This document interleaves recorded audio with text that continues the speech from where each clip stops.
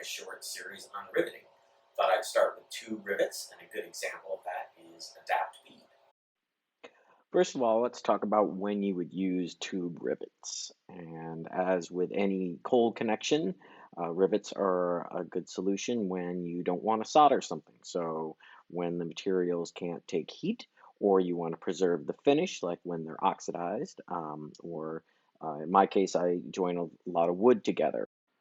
To get started on the DAP bead, I'm going to anneal some 24 gauge copper.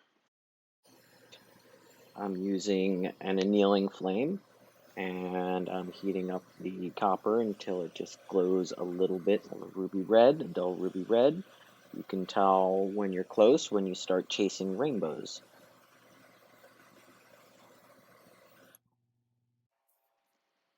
One thing to remember when using a disc cutter is to always make sure you shim the opposite side so you don't damage your disc cutter. So I have 24 gauge copper. I have just another piece of 24 gauge metal in the opposite side.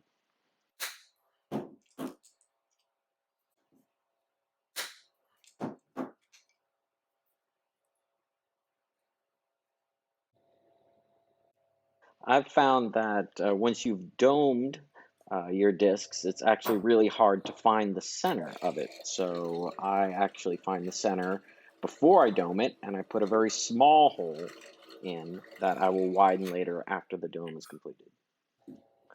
Remember to leave a little bit of space between the dapping punch and the sides of the dapping block. If it fits too snugly, you're going to thin the metal.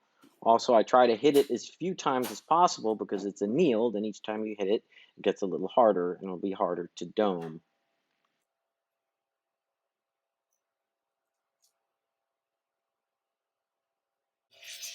In order for the two sides of the bead to fit flushly together, you need to sand down the edges so they're equal width. And so they'll fit together, and you won't see a seam. Now I'm putting the final hole in the bead so it matches the tube that I'm going to be using exactly.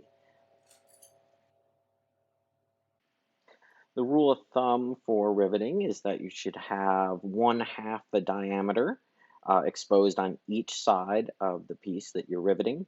So a little trick I use is just make it flush on one side and use a piece of scrap of the same tube, and then 1 diameter can then be pushed through for 1/2 on each side. In order to have a clean rivet, the end needs to be as flat as possible. I use a miter in this case. You can just eyeball it. Just make sure it's round, not oval, when you look at the top surface. The first thing you do is flare out one end. I like to use a little wax so that it doesn't stick when I flare it.